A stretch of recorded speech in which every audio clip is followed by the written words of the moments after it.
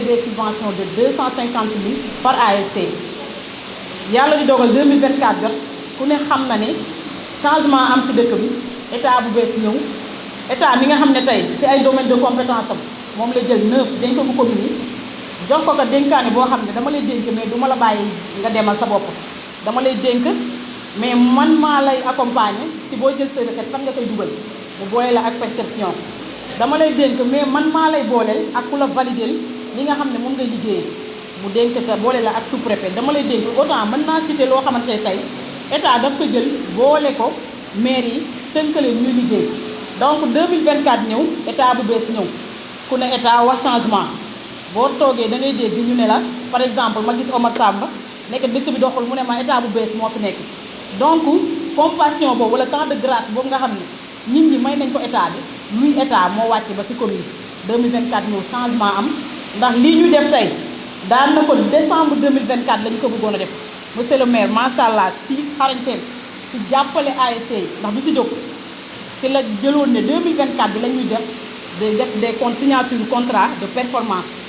jamono di dox muy metti ba 2025 bi ñu dajee ak ASC yi je pense que am nañ fi ay séance de travail ñoom ñu ne le mot contrat de performance dafay xaw a diis day mel ni maire yi day ñëw pour nattal wala pour contrôler mais si waxtaan comme maire bi ni mu ko waxee fal ngeen ma mais bu leen ma bàyyi ñëw leen accompagner ma si waxtaan si lañ diisoo sottante xalaat ba tey ñu def ko des conventions de partenariat convention yooyu nag maire dina si ñëw li mu si jëmee mooy moom dafa gis ne activité communautaire de base dafa war a maire bi dafa am sañ-sañ kàttanal les ASC mooy mu jàppale ASC yi ba nga xam ne tey lépp loo xam ne dañ ko fiy def muy des programmes formation permis de conduire autant pour moi dina si ñëw moom dina si ñëw en personne mais loolu lépp cadre bi boo ko gisee ñu def ko pour gën a mën a dooleel ASC yi ba nga xam ne tey dinañ àndandoo ak la commune macha allah ñu mën a liggéey suñu yoon comme ni ñu ko tàmm defee loolu ndëkk mën naa wax tey alhamdulilah enfin le grand jour est venu parce que maa ngi jàkkaarloo Baye Atoumane bi may dugg gis que dama nekk alhamdulilah du ma jot sa message Moussa Guissé quand même monsieur le maire ma di la témoignel considération ak esprit de compréhension bi nga xam ne président ASC def nañ ko jëmale ko ci commune bi parce que subvention yi toog nañ 2 ans jotuñu ko mais alhamdulilah ñoom ñëpp ku la siy wax dalay soññe madame le maire libéré leen subvention yi madame le maire jàppale leen ASC yi balaa muy jël beneen tournure politique loolu tey message bu ma xam ne dama ko bëggoon wax tey pour témoigner que les ASC ne leen jërëjëf ci compréhension bi wax leen jërëjëf aussi ci collaboration mais wax leen jërëjëf ci ni ngeen taxawee ci woto commune bi ba tey lii mën a am man nag fii laa ko mën a yemale li ci des xam naa ñi ko war a wax dinañ ko wax mais bu soobee yàlla après remise bi ak signature bi monsieur le maire xam naa ci sa ndigal dinañ fi dajewaat teg ay comité ngir nga xam ne li nga xam ne moom lañ fi wax ci convention bi partenariat bi ñu mën ko jëmmal ba tey nga xam ne li nga xam ne moom la askan bi di wax wala moom la nit di wax ba nga xam ne tey duñ ko fa demati fu ñu tourné ASC yi bépp jeune bu nekk ci commune di nga ñëw intéressé wu ci ASC yi ASC yi liggéey en parfaite collaboration avec la commune maa ngi leen di remercier di leen ñaanal jàmm di wax alhamdulilah rabbil alamin dal leen ak jàmm ba pare mais président saltige Omar ak l'imam le représentant de l'imam ak frère yi ASC yi depuis 2 ans woon yi xaw ma 3 ans 24 ans mënuñu am nawetaan yu egg man Adja Thiaw man personnellement ku ma xam ne je suis 100% pour que nawetaan yi am loolu nag dañ leen si ñaax yéen ngeen jàppale ñu accompagner ASC bi accompagner zone yi ba nga xam ne dinañ mën a am nawetaan yoo xam ne dina àgg si jàmm que le meilleur gagne xale yi mën a foo mën a ree loolu boo leen demee si chambre yi nga xam ne ñoo leen fi yónni ñu ngi leen di ñaan ngeen taxawaat ay ASC yi ba ñu mën a am nawetaan yu àgg merci beaucoup. jërëjëf madame ak leeral bi nga leeral subvention yi muy atum 2024 ak 2025 moom la ñu fas yéene joxe tey jii ku wax ASC nag wax li nga xamante ni moo di quartier ñu jox kàddu gi le président des délégués de quartier moom tamit tonton Moustapha Gueye ñu jox la kàddu gi. cëram dara jaam ak wàccuwaay di rafetlu jotaay bi trop nuyu naa ñëpp kulukum ku fi nekk ak ku fi nekkul ku lim rek doo mat la di rafetlu jotaay bi comme ni ma ko waxee c'est pas la première fois mais mieux vaut tard que jamais te ñëw na à son heure je crois séntu asamaan jarul buuxante chaque année dañuy organiser nawetaan du yegg ngelawaay ren ak li ñu daj yëpp je prends à témoin Adja Sylla Thiaw finaalu Tongoor ak Ndëngaañ maa jël engagement devant l'ancien préfet wan ko vidéo yi mu xool bi mu ko xoolee mu ne kii nga football gagné ñun la jaaral ci kaw pont bi nga jaar ci suuf nit bu tooñee boo koy dimbali da nga ko naan yaa tooñ ma ne waa Tongoor yéen a tooñ ñuy dem di taajuboon dem denaat mais dañuy xare ba daal ñu dem gendarmerie mën leen yaa tooñ yéen a tooñ nit ki su tooñee boo koy dimbali bu fekkee da nga koy dimbali da nga koy wax ne ko yaa tooñ bul ko defati ëllëg lii baaxul yéen a àndu góor ak àndu nawle daje bu amul ndaw yéenay 70% dëkk bi vous êtes incontournable Mamadou Diop daf doon wax ne occupons-nous des jeunes avant qu'ils ne s'occupent de nous kon ngeen xam ne ko gis-gisam sore woon na maire bi c'est un jeune comme vous yéeneem rek la am ñu ngi sensibiliser guddi ak bëccëg fexe leen ngalawaay bu ngeen ko commencé mu yegg su ngeen commencé yeggul nag bu leen waxati kenn dara xarab leen seen bopp ñun du ñu dox suñu ndaw ba jeexal di ñu daal duñ ko def dañ leen mënuñu lu dul tóngóob leen accompagner leen mais ngeen def ko ci yar ak teggi loolu rek laa amoon vraiment di remercier maire di ko wax ne ko gis nañu lu mu def pour ASC yi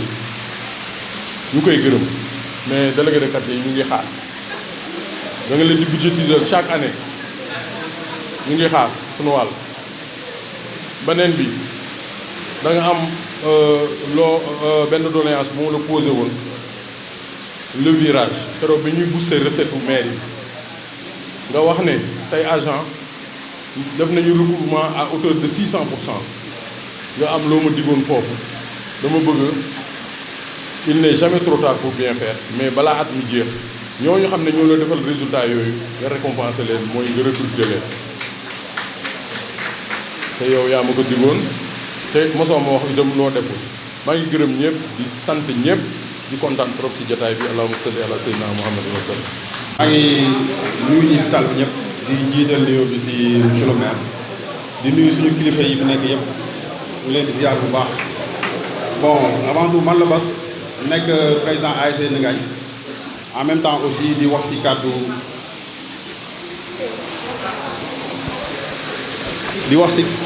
kàddu président yëpp je pense que maa leen di remercier bu baax ci cër bi bon yóbbante bi nag maire ñu ngi lay remercier bu baax parce que moment bi yàgg nañ ko xaar ASC yi sonn nañ xam nga nawetaan démarré na ak difficulté yi nga xamante ni am nañ ko donc moment bi bu amee ñu jouer benn match xam nga subvention yi génn dina suqali yenn ASC yi donte bon man mii di wax jotuñu bokk pour x raison mais alhamdulilah la ñuy wax parce que vraiment dina suqali ASC yi ñu mën a préparer au moins deuxième journée bi bon mais aussi maire ñu ngi lay ñaan parce que subvention yi je crois que 2024 ak 2025 la 2026 mooy bi ñu nekk nii boo ñu mënee jàppale avant nawetaan di jeex nga suqali ASC yi jox leen ko pour ñu mën a voilà loolu moom boo ko defee vraiment dinañ ci am satisfaction et que dinañ la gën a gërëm donte yaa ngi def ay effort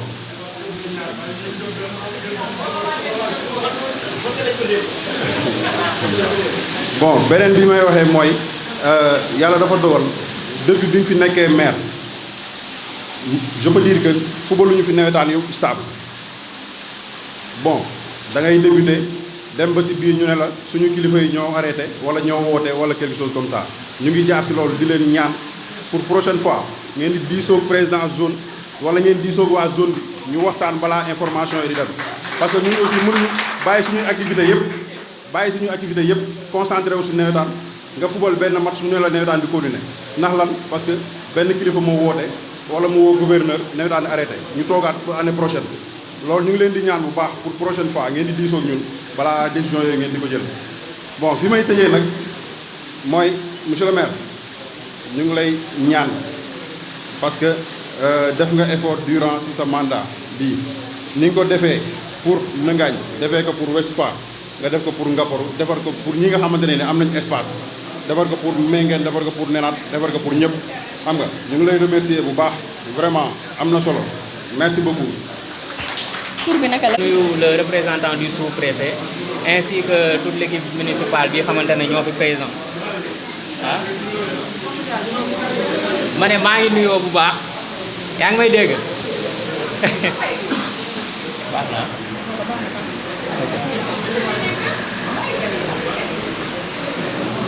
asalaamaaleykum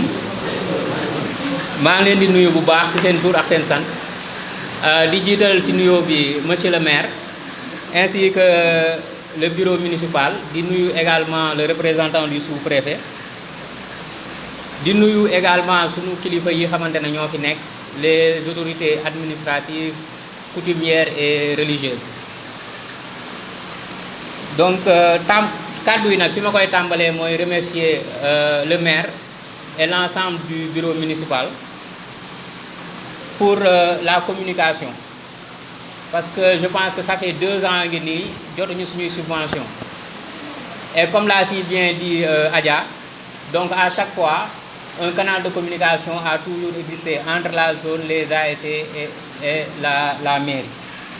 donc ci loolu aussi ñu ngi leen siy ñaax bu baax di leen wax également que ñu gën a dooleel relation bi xamante ne moo existé entre la zone les ASC et la commune même si mën nañ ko def ay rencontres yoo xamante ne ça sera périodique pour mën a évaluer lii xamante ne moom la ñuy defandoo. beneen deuxième point bi c'est juste pour waxaat ci importance wu yi xamante ne mooy nawetaan parce que comme niñ ko xamee ñu ci bëri je pense que violence rek lañ ciy téye te alors que nawetaan dépassé na ce cadre là donc loo xamante ne day boole warul tey jii nii di mën a xaajale donc la question de la violence elle se pose donc à toutes les échelles c'est pas seulement dans le domaine du sport mais également mu ngi ci suñuy famille mu ngi ci suñuy quartier dafay laaj tey jii nii ñun ñëpp ñu àndandoo songandoo ko pour mu jug fi beneen bi xamante ne wax naa ko mooy aussi par rapport à la responsabilité des ASC donc ASC nag ñu ci bëri également en termes d'activité dañ leen di féetalee rek les activités sportives may wax ne au nom de toutes les ASC je pense que fii nii au niveau de la commune bokk na ci ASC yi xamante ne ñooy gën a yëngu je pense que boo jëlee exemple 16 ASC yi ku ci nekk au moins dina def benn activité boo xamante ne c'est dans le domaine de l'environnement ñii dans le domaine de l'éducation ñii dans d'autres domaines yoo xamante ne tey jii nii quartier yi dañ koy soxla donc beneen bi aussi muy taxawaayu délégués yi wala les responsables d'ASC au niveau de leur quartier ay kilifa lañu ci seeni quartier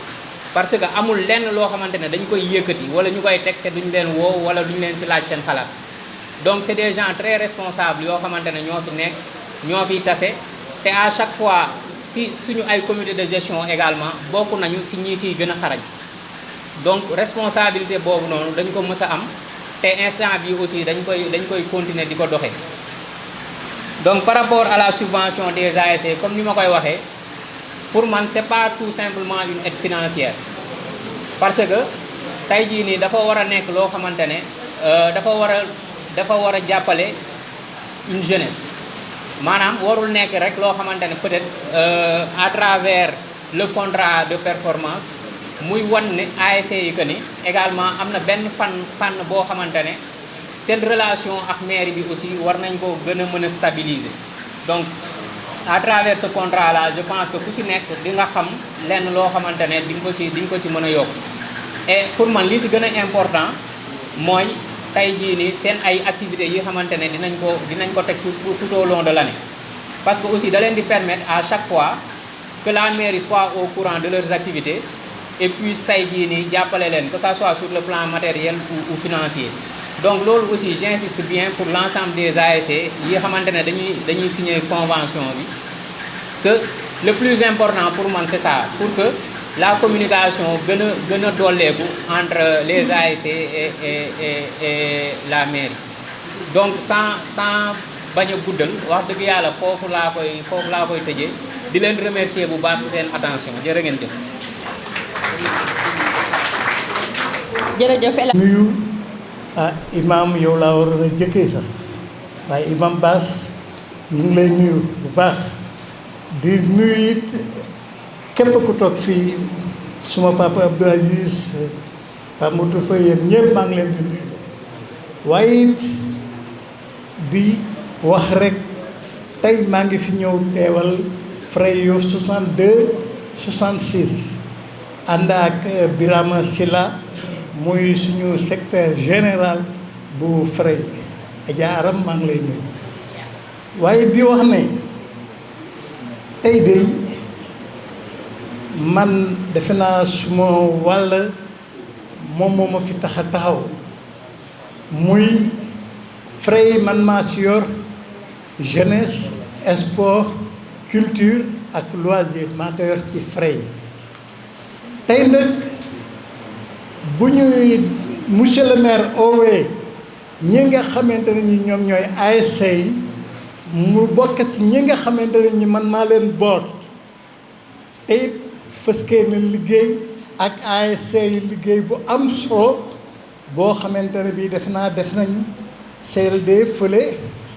def nañu aussi ay waxtaan yoo xamante ne yi ñu ngi koy def rien que pour nawetaanu ren yi mën a yegg parce que xam nañu te jot nañu jafe-jafe yi nga xamante ne yéenañ ko doon dunde ci ay at ñun nag ay Fray yu bees lañu dañuy door installé waaye fëskee na nañu liggéey ak yéen liggéey bu mucc ayib seen nawetaan yi mën a yegg ak jàmm ak salaam ndax wax dëgg yàlla gëj nañu gis monsieur le maire dem fi nga xamante ne fi moom mooy stade Yoff ba di fa joxe ay trophée bon ren ji ñun Fray décision bi ñu jël xam naa ne moom képp ku ñu xalaat ne da ngay jóg pour yàq ñun bu boobaa ñun ñooy jëkk a dal ci sa kaw te it bu ñu laa wax gendarmerie bu ñu laa wax notable Yoff yi borom ndombi tànk yi Fray yi la ñuy wax parce que dëkk bi ñoom ñëpp dañu ko jël tekk suñu loxo bon ñun li ñu war mooy ñu ànd ak yéen ci discipline dëkk yéen ñi nga xamante ne ñi yéen yeneen ASC yi ku ci dem na nga waxtaan ak sa ASC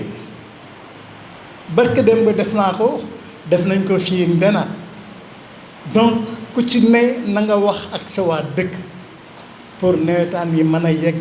képp ku ñu xam ne nag yow yaa fay def indi ay problème wala ñu ndey du ñu jot naan ñu ngi def intervention gendarmerie te bu boobaa bu ñu la xamee it bu ñu la xamul it ñii nga xamante ne gis nañ la nañu la signaler bu boobaa ñu def li nga xamante ne war na ci yow donc lii tey ji am ci mairie bi dañu koy rafetlu man waxuma 2026 mais sa waay ku ñu jox 2024 jox la 2025 ku lay jox la ndekki bu ne la di nga reer mais boo yeboo te maire yéena leen jox leen ndekki maire mu ngi nii ndekki li mooy 2024 ak 2026 25 2026 ndëkk balaa ñëw ci yéen monsieur le maire ni ma teewalee ar kii yi nu mu tuddati ni ma teewalee sport bi noonu laa teewalee culture bi donc culture bi bëgg naa nga bàyyi ci xel bu baax ci li nga xamante ne ni moom nga ñu def moom la ñu def fii tey ba ñëpp kontaan ci bon wax dëgg yàlla dañu leen di sant di leen gërëm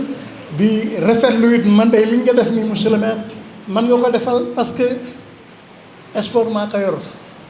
bon nawetaan bu yeggee man la yeggal sant nañu leen gërëm nañu leen jërë ngeen jëf. jërëjëf sa téléphone. c'est nag ñu ngi la siy jaajëfal bu baax a baax pour nawetaan yoo xamante ni nii du am benn fitna du am violence te dina yegg si jàmm ak salaam ñu jox kàddu gi saltige Omar Mbengue saltige jox la kàddu gi nga wax si nawetaan. aouzu billahi min asheytaani rajim bismillahi rahmaani rahim alhamdulillahi rabbil alamin rahmaani rahim maliki yawmi ddin iyyaka na'budu wa iyyaka nasta'in ihdina siratal mustaqim siratal ladzina an'amta alayhim ghayril maghdubi alayhim waladdallin allahu akbar allahu akbar allahu akbar assalaamu aleykum wa rahmatullahi taala wa barakatuhu ñu sant yàlla suñu borom subhanahu wa taala bi mu ñu mayee ci kàntanam ak mbaaxam ñu mën a teew ci salle délibération bi de la d'hôtel de ville de Yoff nekk fi ak suñuy sët ak suñuy doom ak suñuy jarbaat ñu sant yàlla ci loolu bu baax a baax dinaa ci ñëwaat ñuy yëkki nuyoo bu sell bu tedd di ko teg ci loxo imam Ibrahim Bass muy président de l'association des imams et oulémas du village traditionnel de Yoff di ko félicité ci tànn gi ko ayima yi tànn muy nit koo xamante ne nit ku baax la ku yiiw la ku disponible la ma teg nuyoo ci loxoom mu tegal ma ko ci loxo imam Mouhamed Ndoy mu imam raati bu Yoff mu dellu seel ñu ko ci loxo monsieur le maire Seydina Issa Laye Samb sëriñ bi mu tegal ñu ko ci loxo Mouhamadul Amin Seydi Mouhamadul Amin xalif général des Layènes ñu nuyu bu baax le représentant du sous-préfet c'est Fall jaar ci moom pour nuyu toute l'administration territoriale jaar ci moom le sous-préfet le préfet du département de Dakar ñu di ko saluer Chérif le gouverneur de la région de Dakar le ministre de l'Intérieur le premier ministre le président de la République monsieur Bassirou Diomaye Diakhar Faye ci démembrement état la ñu nekk muy commune d'arrondissement bu Yoff kër ku fi ñëw da ngay jaar ci bunt bi ma nuyu monsieur le maire Seydina Issa Laye Samb di ko sant di ko gërëm ci taxawaayam mais di sant madame le maire Adja Sylla Thiaw di nga xamante ne mooy éducation culture sport et loisir ci commune bi nuyu Adja madame Ndak Diop adjointe au maire nuyu présidente commission sport bi nga xamante moo ne ci maire bi ma nuyu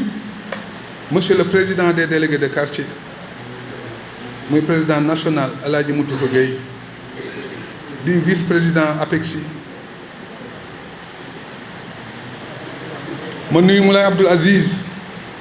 mu toogal fi jàmburu Yoff di conseiller municipal di délégué de quartier bu Gent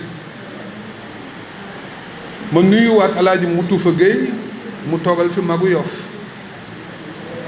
ma yëkki nuyoo bu sell bu tedd di ko teg ci loxo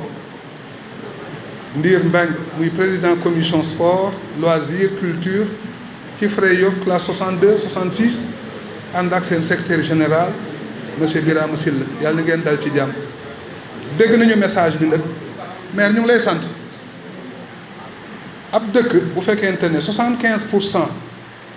selon les chiffres de l'ANSD ay ndaw ñoo ko dëkki Yoff aussi population bi nga xamante ne moo féete ndaw dafa bari lool car macha allah ñu ay ndaw yu am xam-xam di am ndaw yu am yar di ay ndaw yu am ràññee ku xool commune u Yoff nga xool le village traditionnel de Yoff nga xool performance yi maam Abdou Dabakh Seydina Mandione lycée bi barka démb les deux écoles muy CFE muy BFM muy baccalauréat da ngay xam ne njàng mi fii ak yar bi mu ngi dox bu baax félicitation waaye nag li ñu fi indi tey sport la dinaa def digression bu ndaw sant maire ci subvention yi état moo jël ci ay dooleem jox ko muy sport ma nuyu président ki fi représenté ASC yi doon wax léegi Seydi Bachir Diène sama sët nuyu monsieur Samb bi nga xamante ne mooy président zone bi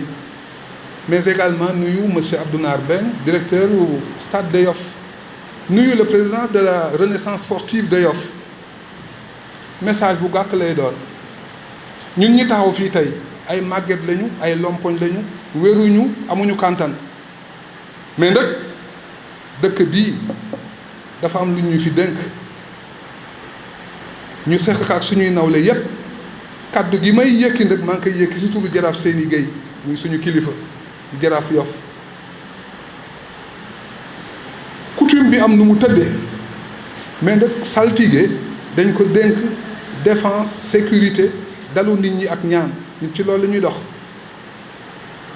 nous ne sommes pas l'État waaye nag suñu institution yi ñu am jiitu na État waaye nag nous sommes foncièrement républicains et dañuy respecter scrupuleusement les lois et règlements qui régissent ce pays ay citoyens lañu de la première heure d'ailleurs kon bu ñu fi taxawee tey nekk ay màgget man mii toog nii taxaw fii nekk naa président ASC Mbengeen ay at bokkoon naa ci comité d'organisation bu Mbengeen bokkoon naa ci comité de gestion bi terrain bële bi ñu koy tàllal di ko falang j'étais présent ba ñu koy wax mag mu baax Baye Ilimane Thiaw yàlla na ko yàlla yokk leer dafa wax ne comme dañuy def jullukaay bi fii buñ defee terrain ci kanam dafay xaw a kii góor gu tedd gu baax alaaji Bay ñongaan Mbeng saltige sama wayjur moo ne ko Ilimane ñii la fubal ci terrain bi ëllëg ñoo la jiite ci jumaa yi ñooy jiite ci jàkk yi ñooy jàngal ci incha allah te loolu am na président mu tufa Mansour Mbeng mooy imaamu raati bi Mbengeen fii ma dëkk latéral ba weex la woon duma ci dugga duma saga ba weex kon ñun bu ñu taxawee fii yéen la ñuy jàppale il faut que jeunesse se fasse biñ ci tolloo def nañ ko li sëñ Cheikh waxoon Al Maktoum tollu ci def ko lu baax la waaye weesi ko di ko def moo yées man j'étais président d'ASC Mbengeen ku ne xam na ne ay défi yu bari amoon na fi Mbengeen Denaat Mbengeen Tongoor Mbengeen Ngaporu Mbengeen Jere su doon am dañ ko daan def dans ci ak mbokkoo dañ doon jouer bu pare ñoom Balla ak ñoom Abdoumane ñëw naan seen ataay kër ñoom Pif ñoom Mbeng Cheikh fu bali Denaat ñoom Pële dem seeti ñoom Gonde Tongoor ñu échanger Albert nekk Mbengeen et cetera man nekk naa président ASC Mbengeen ñuy regroupé sama kër ñuy daj lu ne ma jël sama bus bu ma jënd plus de 30 et quelques millions dugal ci waa Mbengeen ñu footballé ak xandaalu ñu toj ko man li may wax waa Mbengeen nag maa dégg ñu toj ko dama réparé fay la bari réparé mais Mbengeen jar na ko waaye nag violence dafa amul place ci sport surtout sport bi nekk fii ci Yoff les 16 ASC présidents yi ñun suñu xel dafa dal frais Yoff yi bi ñu déggee ne ñoom am nañu une commission bu nekk foofu boo xamante ne ñoom ay superviseurs yi fii nekk ñun seen jàmm lañ bëgg bëgguñu deret tuuru bëgguñu ngeen gaañu bëgguñu trouver l'ordre public dañ bëgg a Yoff ni mu nekk woon dëkku Seydina Limamou Berceau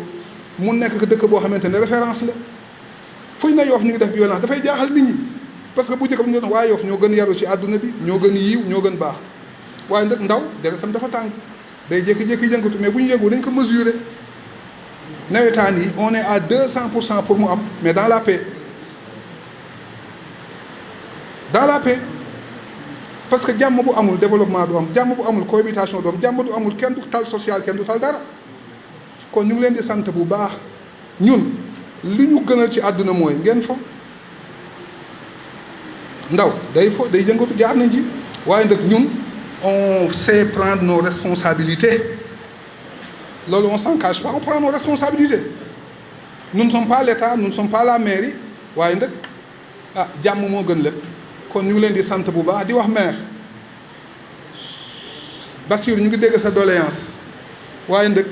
li ma waxoon bi passé rek la plus belle fille du monde ne peut offrir que ce qu'elle a maire dina ñëw te maa ngi dégg président mutu fa muy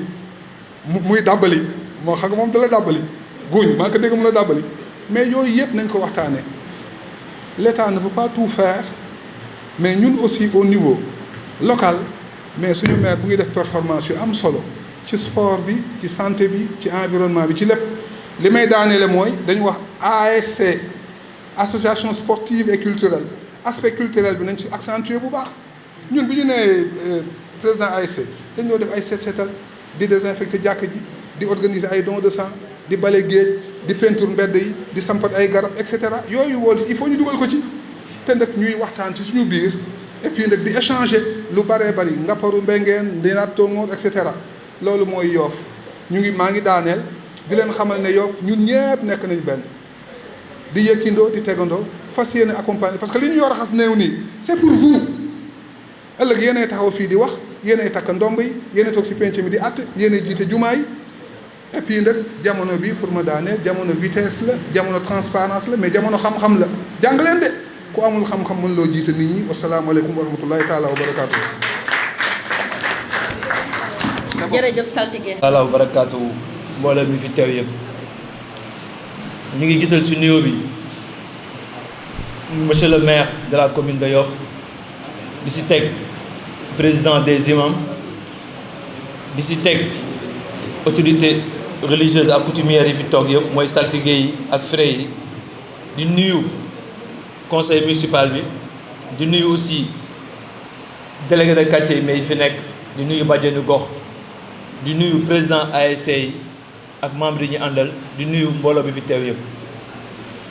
ñu ngi jël nuyoo le sous-préfet Ousmane Thiaw di leen ko jàllale moom si boppam moo fi bëggoon teew mais depuis suba ba léegi ñu ngi nekkoon mais sur le terrain ngoon aussi mu amoon yeneen activités yu muy def moo tax mais mu yebal ma fi mi ngi rafetlu cérémonie bi am ndax lii dafa bokk ci ay compétences yu nga xam ne état bi daf ko transféré maire mooy domaine u maire sport muy éducation muy santé ak yeneen te maire bi gis nañu taxawaayam ci biir commune bi ci biir askan bi man rek bu ma fi jógee yàggul am na 2 semaines mooy bi mu doon remettre matériel médicaux yi pour poste de santé yi ak centre de santé yi kon moom li nga xam ne loolu mooy waru garam ñu ngi ciy taxaw ñu ñaan yàlla mu gën ko kàttanal gën ko dëgëral ba lépp lu mu mën benn ren déwén mu mën mais lu ko ëpp ñi ñëw aussi ci nawetaan ndax nawetaan yi mun naa wax ne sous préfecture bi xam na njëriñ bi mu am ci askan bi ndax jox na ko cër bu mat sëkk ndax def nañ fi réunion préparation ñu def aussi CLD zone bi mu amoon suspension te peut-être bi nga doon suspendre moom en tant que nouveau préfet fekk ko fi woon kon waxtaan nañu yëpp pour éviter li indoon suspension bi mu am fi souvent suspension bi lu koy gën a indi lu ci ëpp ay violence lay nekk te xam nga ne violence bi bu jógee ci stade bi ñëw ba ci mbedd bi di menacer sécurité publique di menacer bien wu nit yi il est de son devoir moom mu jël ci ay mesures pour préserver nit ñi ak seen ay alal defu ko parce que daf ko bëgg a arrêté nawetaan mais bu sàmm nit ñi ak seen alal ndax loolu dafa nekk ci ressortam te dara bu xasee ba am nañu fexe ba loolu mu bañ a amati ñu saafaral ko te loolu ñu ci commencé moo leen ñu sensibiliser population yi ñu sensibiliser askan bi ci danger bi violence bi mun am leneen li aussi mooy ASC yi lu ci gën a ëpp dañu remarqué ne dañu nekk ASC wu mais sport rek man mii di wax ak yéen je suis un produit des nawetaan ndax arbitre Sylla bi du ma bàyyi ma fenn yàgg nañu bokk ay match moom mu nekk délégué man ma nekk officiel au niveau de Dakar parce que man foofu laa jóge ñëw fii ñu indi ma sous préfecture des Almadies yàgg naa militer ci mouvement nawetaan yi man bi may nekk délégué suñu zone maa si gënoon ndaw li may wax nii war na ma peut-être ay fanweeri at kon xam naa bu baax mouvement nawetaan ni muy doxee léegi nag jamono ji dafa dox dafa avancé association yi waruñu yem rek ci sport war nañu développer culture war nañu développer aussi éducation ak formation parce que association dafa nekk loo xam ne day boole ñëpp ci biir koñ bi kon ñu ngi leen di ñaan yéen en tant que responsable ASC yi ngeen gën a développer volet culturel bi volet éducation comme par exemple cours de vacances yi mën na ci organiser ay cours de vacances pour occuper xale yi bañ ñu dem def yeneen parce que xale moom bu amul lu mu def rek lu ko xelam kii rek mën na ko ci yóbbu kon loolu ñu ngi leen koy sas beneen bi mooy aussi ngeen fexe ba mun def ay formation ngeen développer volet économique mu nekk une association de 4e génération nga xam ne di yemati ci football di yem ci 3 mois même bu nawetaan yi jeexee dinañ am yeneen activités yoo xam ne ñi ci biir koñ bi dinañ ko mun def di ci gis seen bopp ASC di ci gis seen bopp fi may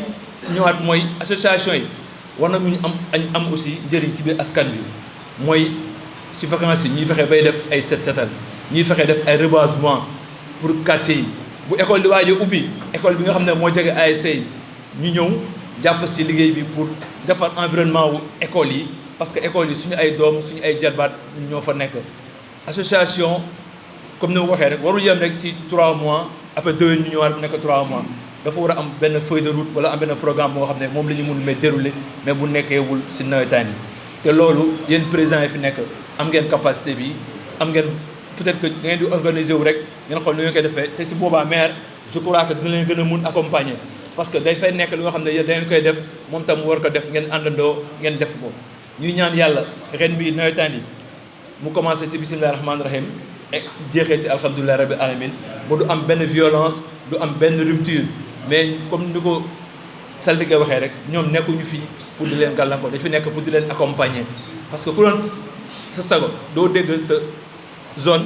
arrêté nañ ko ndax lan ay violence te fii ñëpp benn lañ war a nekk ndax sport dafa war a boole warul xajatle te le plus souvent boo gisee mouvement wu 100 personnes ay 5 wala 10 personnes ñooy nekk ay fauteurs de trouble yi loolu comme ni ñu ko waxee woon rek si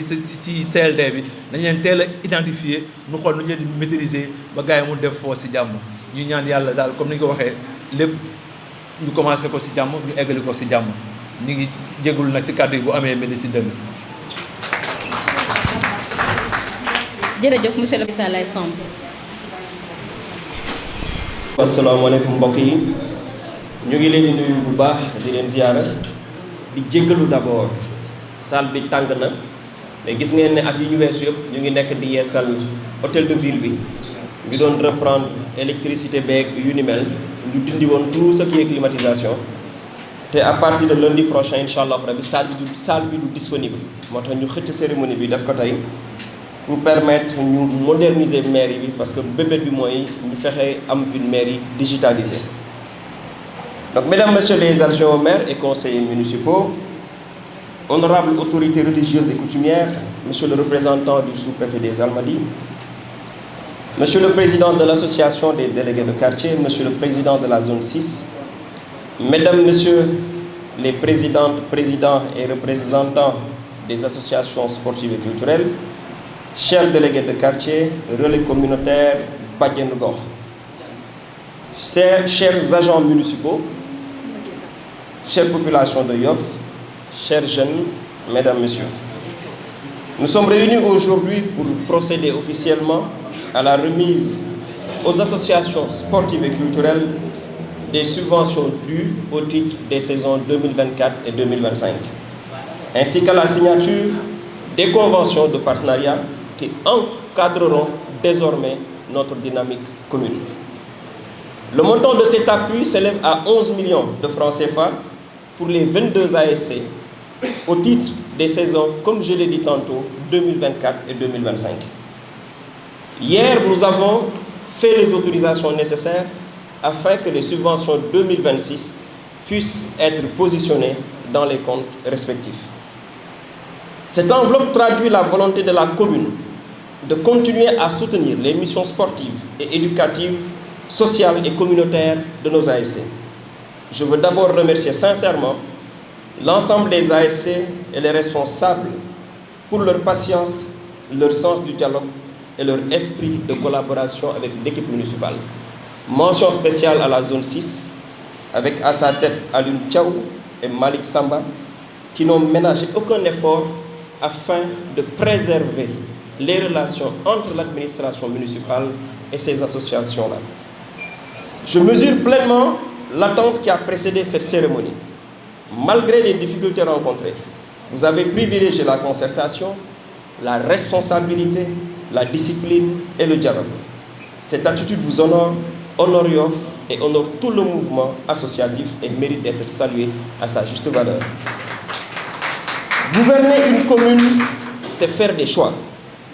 À Yoff, les arbitrages budgétaires sont particulièrement et extrêmement et douloureusement, je dirais bien, difficiles face aux nombreuses urgences dans les domaines de la santé, de l'éducation, du cadre de vie et du développement urbain. Nous avons pour mission d'améliorer nos structures sanitaires, réhabiliter les écoles, étendre la voirie, renforcer notre administration, préserver la propreté, protéger notre cadre de vie et répondre aux conséquences d'une urbanisation rapide. Effectivement, Yoff s'est énormément développé sur le plan urbanistique les 30 dernières années, sans pour autant qu'il y ait un suivi sur le plan de la voirie et de l'assainissement. À ces priorités s'ajoutent les dépenses importantes liées aux cérémonies religieuses, cultuelles et culturelles. Tourou Mam Diaré, Ndepyi, Appel Bi et j'en passe. Yoff est une terre de foi, de culture et de tradition. Il faudrait y naître ou y vivre en parfaite symbiose avec ces valeurs-là pour comprendre réellement ce que c'est que Yoff. Mais nous assumons ces efforts parce qu'ils participent à notre identité, à notre hospitalité et à notre cohésion sociale. Mais ils influent aussi sur nos capacités budgétaires et nous avons pour devoir d'imposer des choix et des orientations budgétaires responsables. Face aux exigences légitimes de transparence et de redevabilité, nous devons aujourd'hui réorienter, restructurer l'appui public accordé aux associations communautaires, les daïra, les ASC et toute autre association sous toutes formes diverses. Il ne s'agit pas de diminuer le soutien, loin de là, mais de le rendre plus transparent, plus équitable, plus efficace et surtout plus impactant pour les populations. Les conventions de partenariat que nous allons signer traduisent cette nouvelle orientation partagée. La commune apportera annuellement un appui financier, matériel et formatif. Effectivement, il faudrait renforcer les capacités de cette jeunesse, outiller cette jeunesse afin qu'elle puisse faire face aux défis du Sénégal de demain. En retour, chaque ASC doit proposer des activités ayant un impact réel sur son quartier. Gérer les ressources avec rigueur, documenter ses actions et rendre compte des résultats obtenus. Ce qui pourrait rassurer éventuellement les partenaires de la responsabilité sociétale d'entreprise. Rendre compte n'est pas une marque de méfiance, c'est une obligation. Mais c'est un devoir envers les citoyens, une exigence de bonne gouvernance et une protection pour les associations sérieuses qui travaillent réellement au service de leur communauté. Notre engagement en faveur de la jeunesse ne se limite pas aux subventions. Loin de là, nous sommes une des communes les plus dynamiques du Sénégal en matière de politique de jeunesse. Je pèse bien mes mots. Nous avons investi dans des équipements sportifs de proximité, sur fonds propres et par le biais de bailleurs. Je ne remercierai jamais assez le comité d'organisation des Jeux Olympiques de la jeunesse qui a dégagé une enveloppe conséquente pour l'érection du stade de Nangagne, une doléance qui date de plus de 50 ans. Avec la ville de Dakar, nous avons démarré le terrain de Djilimbay, Arsenal, pour ceux qui connaissent et qui jouent au football là-bas. Nous avons démarré le terrain de football de Nord-Foire et très bientôt, avec un partenaire public, nous allons démarrer le terrain de football de Terme-Nord en discussion très avancée. Au-delà de ça, et sur fonds propres, j'aime le dire, parce qu'aujourd'hui, depuis notre avènement, la commune investit ses ressources propres pour marquer son développement. La mairie a réalisé un terrain synthétique au niveau de Westfoire, cité Sonatel. Nous en avons réalisé un au niveau de la cité Poste. Nous avons démarré le déblai pour Nord-Foire à côté du terrain de basket. Et nous allons finaliser celui de Nenat très bientôt. Et celui de Ngaparou devrait s'en suivre après concertation et conciliation entre Ngaparou et la famille religieuse laïenne.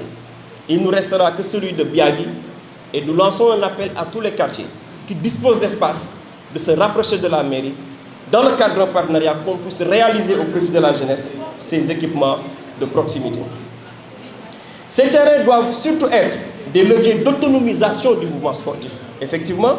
grâce à une gestion concertée et transparente, à un entretien régulier, à une programmation équitable et à des recettes réinvesties dans le sport. Ils peuvent permettre aux ASC de développer des activités tout au long de l'année et de mobiliser progressivement des ressources propres.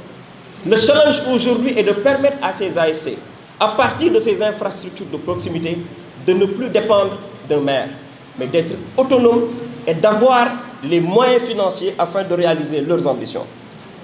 Néanmoins, nous voulons encore aller plus loin. Effectivement, un jeune maire doit être ambitieux. Nous souhaitons que les ASC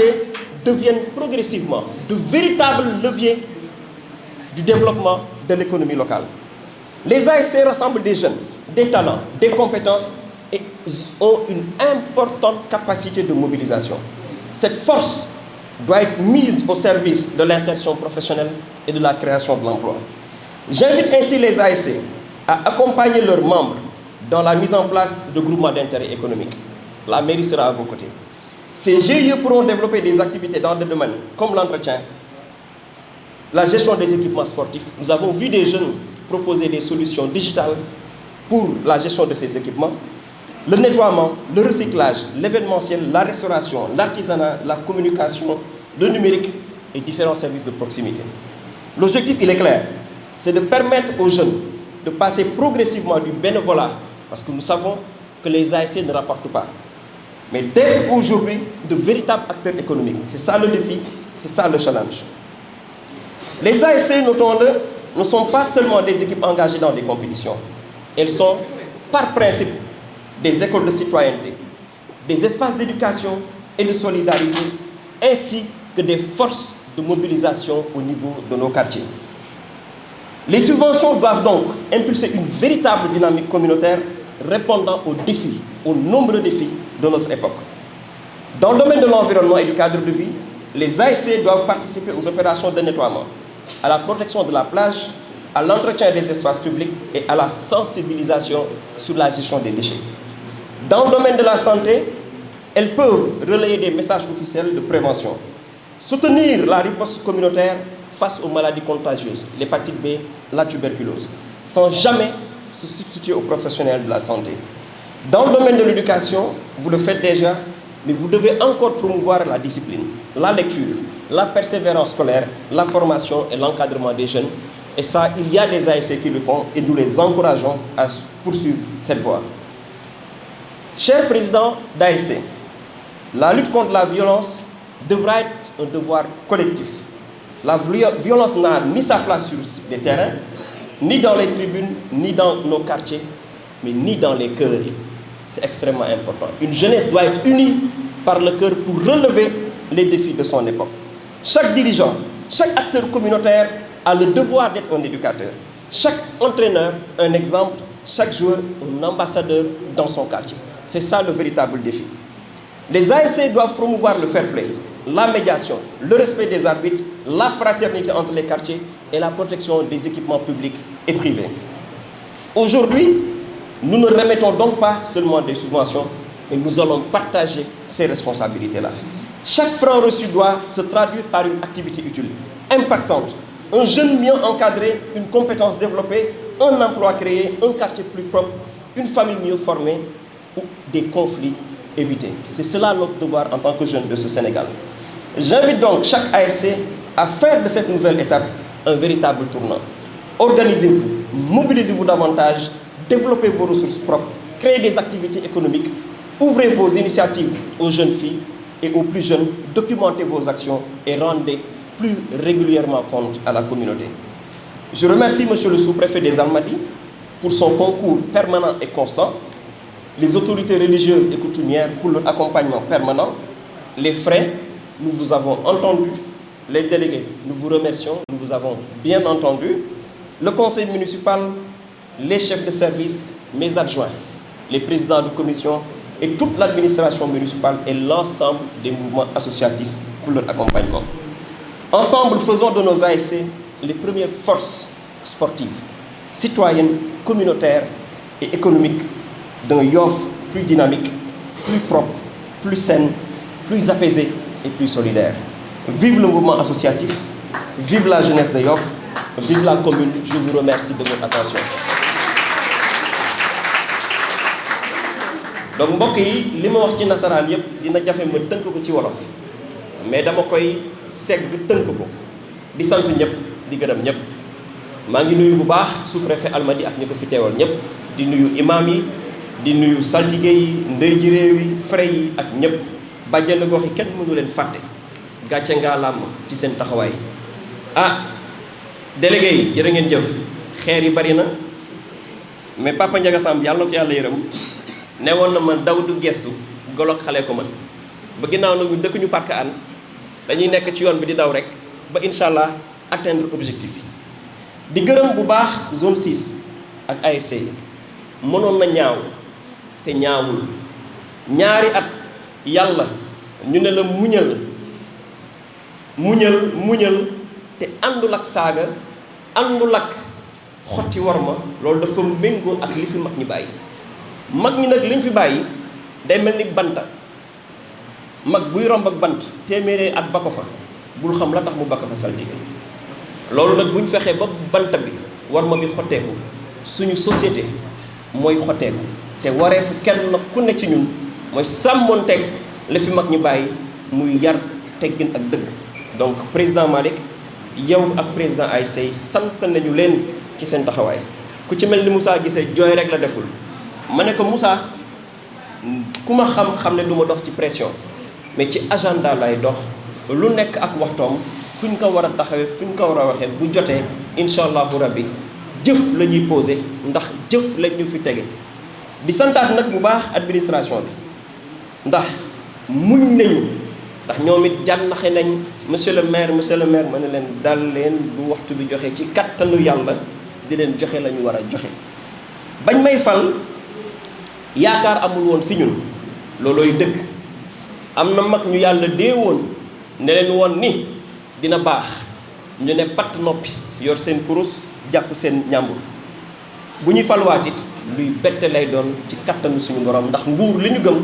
mooy suñu borom subhanahu wa taala moo koy joxe duñu tàyyi di ko fàttali suñu borom moo ñu fi teg suñu borom moo ñu fal yoon nag du yomb day metti ku jàngat yoonu Cheikh Ahmadou Bamba Mbacké xam ne góor yàlla balaa yàlla di ko teral faaw mu teg la lu diis faaw mu teg la lu metti waaye boo onkee rek daraja ba borom bi bëggoon la jagleel borom bi dala cay wàcceewaat kon nag ndaw yi jàngaleen muñ ndax mag ñi daan nañu wax ku muñ liñ leen jox nag dama koy leeral 2024 la 2025 la 2024 2025 filmer leen ko ngeen denc ko 2026 voté nañu ko démb balaa ñu ciy mën a jot weer ak ñaari weer ba ñetti weer ndax administration ñëpp xam nañu ay procédure am waaye bas dégg nañu leen subvention warul nekk képp loo xam ne dañ koy dugal ci nawetaan football képp déedéet da ngeen war a taxaw ci dëkk bi jàppale dëkk bi ba noppi doon ay jumtukaay yu ñu suqale koomu dëkk bi ngeen créer ay emploi nëngaañ juróom fukki at su ma juumul naka waa travaux waxe woon imaam ba ne ma juróom fukki at maa ngi fi dëkk mosuma am ndox bi nga ñëwee laa am ndox kon nag bu lëg lekkee alom na ko gërëmee cooy ci suñu ay la yàlla indi xéewal yu toll ci juróom benn téeméeri million ñu jagleel ko nëngaañ te di ko xeeb boo ñu sañoon piscine sax am fa waaye ak tàmbali la ñu noppi ci loolu mairie Ndakaaru ñu déposé woon fa projet pour Djily Mbaye mooy terrain Arsenal ku daan football xam nga fan mooy terrain Arsenal feex at ku fa dem terrain synthétique lay nekk 11-11 ku daan dem Nord Foire terrain ba nekk ca Bassiaou ci kattanu yàlla mi dara teewul feex at ku fa dem incha allah bu ngant amul terrain synthétique nga fay fekk ku dem Ouest Foire tey mairie bi ci alalu waa Yoof def na fa terrain synthétique 5-5 ku dem Cité Poste mairie bi def na fa terrain synthétique quartier yooyu mairie mosu fa teg brique Papa As ci suñu ay la yàlla dogal brique am fa ba pavé fa ba taal fa lampe yi ba teg fa poteau d'incendie ak yeneen ci wàllu boobu dinañu dem ba Terme Nord dinañu dem Ngapparu waaye na fekk askan wi jubóog kilifa yi Laayeen dinañu dugg biyaa gi ak fépp foo xam ne jar na ko te mu am suuf bu mel ni nanaat ñu war ko tàmbali fekk fat yu néew dinañ fa def terrain de football synthétique terrain yi nag bu dee dañ ko def pour mu jural mouvement sportif bi koom la ngeen mën a demal seen bopp loolu dinañ ci waxtaan ci yorin bi ak doxalin bi beneen bi mooy war nañu góorgóorlu ci kattanu borom bi ba ASC lii di hépatite B tuberculose ak yu ni mel ñu mën ci taxaw góorgóorlu ci ak it feebar yu bon ak musiba yu bon yi nga xam ne mu ngi law ci dëkk bi kersa képp moo tax mënuma ko tudd mais dama ne li na ci réew mi mu ngi ci biir Yoff li ne ci réew mi ci mbonte loo leen ko xayma mu ngi ci biir Yoff te ay ndaw ñoo koy def kon nag fukki million ak benn yi ñu leen jox jagleel ko ñaar fukk ak ñaar ci ay kuréel yuy dox ci wàllu sport ak wàllu cosaan li ñu bëgg mooy ngeen gën a taxawu bàjjenu gox yi ngeen doon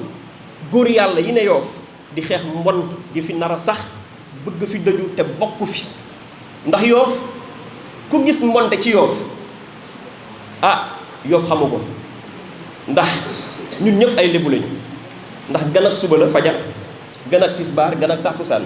kon nag gan ak geewit ci reer bi la bokk waaye njëmbat lu bon xamewuñu ko woon Yoff waaye nag Yoff mu ngi soppeeku ci mbonte ci xol yu féewaloo ci xalaat yu yées yoo xam ne day xotti war may dëkk bi kon nag loolu war nañ ci bàyyi xel yéen ndaw ñi wareef am ci yéen ngeen doon wennaw say xool réew mi lu ñu koy xeexe pas xeexante mais lu ñuy xeexe ci réew mi mën a jëm kanam président Bassirou Diomaye Faye 1982 la judd ku xalaatoon ne dina falu ca guddi googu kenn xalaatu ko woon kenn xaalu ko woon te moom wax na ko suñu borom a ko fal kon nag nañu xam ne ñun ñëpp kenn ku ne ci ñun nañu am ay parcours zéro faute pour ëllëg it ñu mën a bokk si ñu yor réew mi en tout cas fa laa yamale kàddu yi di leen tàllalaat loxo ci jàmm ci dal ci nite ñu ànd doon benn nopp say suqali suñu dëkk ak tànn nag muy élection du ñàkk bu ñëwee ku ne ci dal ci xam-xam nga yëkkati sa loxo ki gën a am xarañte suñu borom ànd ak moom yàlla fal ko ngir njariñu Yoff loolu moo doon kàddu yi Imam Bass ñu ngi sant ñëpp di gërëm ñëpp di ñaan kàddu yi nañ ko dégloo xel bañ ko dégloo xol di ñaan yàlla dalal xel yi dalal xol yi li indi féewaloo ci réew mi yëpp ñàkk ab dépense a ngi ci ndax ku ami koppar sab xol féex di nga tal leneen lu dul xulóog xeex kon yàlla na yàlla feesal poos yi yàlla na yàlla dalal xel yi sam xel bu dalee saw fit du génn saw fit bu génnee sab xol du tànga xol bu tàng nag coonay àdduna la yan incha allah musal di sant ñu di gërëm ñëpp asalaamaaleykum wa rahmatulah. koppar yee bëri saal bi kenn déggatul Doudou da ngeen kontaan Doudou bul meer waaye asalaamualeykum. maaleykum salaam. ñu ngi nuyu ñëpp ku ci nekk turam ak santam boo leen jëlee seeni chèque ba pare bu ñu teewul woon rek dina baax dañ ci am donc tuuti luñ ci ñambaas rek waxee wuñu ci kàddu conseil municipal waaye ci kàddu bàjjenu gox rek la ñuy waxee dañoo bokk ci ASC bi ñu nekk tout tànk comme ni ko ñëpp waxee waaye tey ñu am loo xam ne daf ñu war a boole ñun bàjjenu gox mi acteur communautaire ak ASC yi nekk ci commune d'arrondissement bi li may wax da leen ñorul waaye man xam nga ne waxkat laa damay wax rek bu leen ñoree rek dinañ ma teewlu ma ne dafa am lu ñu li war a linkale boole ñu muy acteur communautaire bàjjenu gox ak ASC parce que ASC yu ci bëri libaas ma le mën naa ko jël témoin bi ñuy xamante ci CRD bii passé mais ay at muy def ay activité yoo xamante ni consultation gratuite la mais di ñu ci invité ñun en tant que réseau bàjjenu gox ñu di ci ànd ak moom di ko sensibiliser population bi ñu di ca dem bu ñuy ñëw nag li ñuy wax mooy ci violence bi parce que dañ di ay yaay nekk ci quartier bi mais xale yi suñu demee histoire am ci ASC yi ci nawetaan yi ñun dañ cee bokk suñu njaboot di ci bokk ñuy dem hôpital di ci jàpp ñuy wéet nag di waxta duñu ci boole mais ren préfet dañoo boole woo ñu ci CRD bi ñu ñëw toog fekkee li ñu mën mooy ànd ak yéen def sensibilisation mais ñu jëm ci benn mois boo xamante ni dafa fort lool si ñun muy octobre ku wax octobre wax cancer du sein ak cancer du col de l'utérus te épargne wul kenn cancer épargne wul benn kër te ni muy dalee jigéen noonu lay dalee góor day am cancer ween mënul am col de mais day am prostate mais ci benn âge bi léegi ñu jagleel ko novembre bleu mais octobre dafa am ñu ànd ci monsieur le maire mu defal ñu convention ñu def ci benn randonnée pédestre boo xamante ni dañuy dem sensibiliser population bi bu ñu paree daje fii ñu invité woon ci ASC gisuma ci kenn Omar yow ñëw nga Doudou yaa ngi ci woon gisuma la kon ñaari ASC ñoo fi teew ci 22 ngeen wax de n'est-ce pas ñu waroon fee fees del ASC bu nekk bu ma indiloon kase 20 personnes ci ay supporters am ñu sol seen maillot ASC defe naa fair play lay doon boo xamante ni dina wàññi luy violence novembre bi la bu dikkee cancer la buy xeex ci góor ñi ngeen moomal ko seen bopp ñu jagleel leen ko mu nekk ren di 3e édition bi ñu war a mën a daje fii toog ko waxtaane ko ba dootuñu gis kenn ko cancer prostate di rey loolu moo taxoon ñu ñëw tuberculose monsieur le maire wax na ko tey jii may waxante ak yéen am naa nouvelle cas fii bu ñu xëy woo ma suba teel bi may xëy fa laa jaar te pourtant am na ci ku mu bokk ci ASC am te xamul kan la xale yi ngeen di jiital aussi xeex bi li koy indi ngeen di ci sóor ñi nga xam ne dañuy yëngu ci wàllu Sénébar ASC li ñu mënal suñuy njaboot ñun ñu jur suñuy njaboot mënaluñ leen xaw ma nag def dégg ngeen fi may waxe wala déggewu leen fi Ameth Ndiir li mu man ci Oumar Ngalla mii sama doom bu ma ko woowee Ameth woo ko mu bàyyi fa la ma ko woowee wuy ji Ameth ndax lan ASC ba moo ko ñor ak ay moroomam Ngalla moomu groupe bi muy àndal da koy yóbbul Ameth pour lan dem defi ci sensibilisation wala ànd dem supporter ji mais xam na ki ci xam ne lisidul wala lisid na ngeen di xool ñi ci lisidul ñuy toog ca kër ga di xaar ñi ci des mais am ñu leen di téye mais su fekkee da ngeen di bugg ni yëpp ñu dem ci stade ba ki nekk ci terrain bi beneen bi ci topp dañuy jouer pari foot ci match bi mooy indi xeex yi ci kaw tribune bi demuñu stade mais lay xaw stade daf ñuy fekk si ci biir kër yi nañu xoolaat xale yi histoire bi ñu indi jaru ko am na ko wax sànq ni su paa yi woowee préfet wala ñu woo gouverneur ah kay ana tey ñi ñu fi gaañoon blessé yi ñu dugaloon ci groupe WhatsApp yi ku juróon xale yooyu di nga taxaw ni nañ arrêté nawetaan gënaluñu nag suñu gënal lu ñu sañoon ni ko commune yëpp di defee seeni nawetaan di yegg ñu def ko ci fair play ñëpp def ko Tongoor bi muy mujjee jël coupe bi defe naa ni xaw ma moom ak Laayeen la woon ou ban équipe bi ñu gañee ñooñu dañoo ñëw fekk si leen indi coupe bi keroog indi nañ ko ba sama kër loolu lu ko gën a rafet yàlla sàkk ko am fo kase la agré tey lii ñu leen di jox matul dara ci li ngeen soxlaa mais dafa rafet maire def ko jox leen heure bii démb ñu ngi fii dama ni ko woon doo leen jox dara en tant que conseil municipal nag laa waxee woon ma ne ko li ngay jox ASC te yënguwuñu ci dara ba gis ASC bi mobiliser ñu kenn indil ñu ko ci lu ñuy liggéey ci lu jëm ci sensibilisation ci wàllu santé mun naa man ko amul te tey yéen li ngeen mën a touché ñun mënuñu ko touché parce que suñu dikkee au niveau du district 120 lañ ñu am ci ay décès 115 bu ñu ñëwee commune Yoff matuñu 100 mais tey ASC nañ dajale 22 yi ku nekk indi 2 wala ku ne indi 10 personnes fa seeni canaux mën a yegg xale yi di leen dégluwuñ ñu ko ñun kon partenariat boobu rek la ñu bëgg mu sax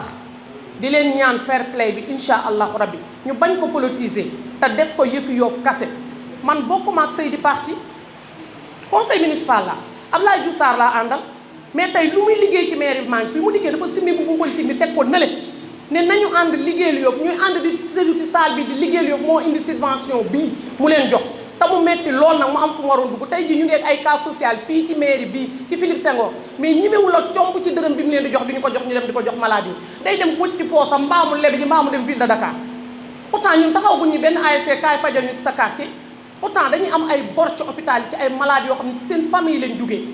tey bu ñu leen limaloon baa ñu indi leen liste ay ordonnance wala ay scanner yu ñu fi yore dañuy taxaw ne est-ce que 11 millions yi jaar nañu dem def ko ci ASC kon nañ tëye li ñu yor buñ ko xeeb am nañu ko amul am na ñu ko defalul mais nit dañ ni ak lu mu mitti mitti nangul ko li mu liggéey jàmbaar la te mu ngi def li mu mën ci gone yi di ko def ci santé bi di ko def ci population bi suñu ko jàppalee ñun bàjjen Yoff ma ne lu ma ne woon seew tey démb damaa taxaw fii ma ne ko ndax subvention yi bàjjen yi ci lañ bokk est-ce que suba damay jot subvention parce que maa ngi programme boo xam ne VIH fii ci digg dëkk bi sida baa ngi fi ne xas ci ay gune yu tuuti moins de 22 ans ay bébé waaw te fan lañ dëkk ci sunu kër yi waa léegi loolu doo leen ci wax góor jigéen ñi ñuy wax ci àll bële kenn ku nekk di pointé du doigt taxaw ci sa ginnaaw écran amul Yoff mi ngi Yoff du fi jeex mi ngi fi de waa du ngeen ci wax ci ASC waxtaane leen li jara waxtaane football baax na foofu baax na waxuma fenn quartier yépp am na ñoo xam ne amaana ma nga sama biir kër te duma leen ko wax kon nañu bàyyiwaat xel ci li ñuy def ni ñun bu ñu ci impliqué pour juste xeex violence la ak sensibiliser population parce que canaux bu ñu mën a jàllale message pour nit ñi jàll ci ba nga xamante nit ñi dina yee benn doomu aadama mu am ci benn information ñun dañuy dem def ko te pambutu fa li ci gën a metti mooy préservatif dafa rupture au niveau national amul de gratuite bi amul te fii laay dem di jënd préservatif pharmacie fekk fa kumba ñee xam ko ma jënd paracétamol ñibbi du ma jënd préservatif ba wala nga jël doomu jàmbur yónni ko préservatif ah kay yooyu lañ bëgg ngeen di ko waxtaan ak gone ci ASC su ngeen ko mënoon bu ngeen ñu invité ñu ñëw ñu toog ñu def ay tee débat ñu waxtaan ci wàllu sanitaire maa ngi leen di sant di leen gërëm di leen jaajëfal di jébbulu ci kàddu yi ci samay kanam ak kilifa mais bu leerul amul njariñ te lii muy def lii lañ ci soxlaa ñun moo ci suñu part de responsable préfet ñu ngi lay nuyu di la gërëm foofu la ñu waroon tàmbalee mais dama bañ këf kàddu moo tax di lay yóbbante nuyoo ci préfet parce que lépp lu mu organisé si commune bi impliqué nañu fi yàggagu fi nag mais lu mu woote woo nañu Pape Moutou maa ngi lay jox nuyoo coutume bi sama papa sama goro sama yaay sama délégué de quartier maire nag xaw naa maire tuuti rek mooy damaa dégg nga tudd quartier yëpp ci terrain yi te tuddoo Tongoor Tongoor am nañ espace dégg nga merci beaucoup sama goro nuyu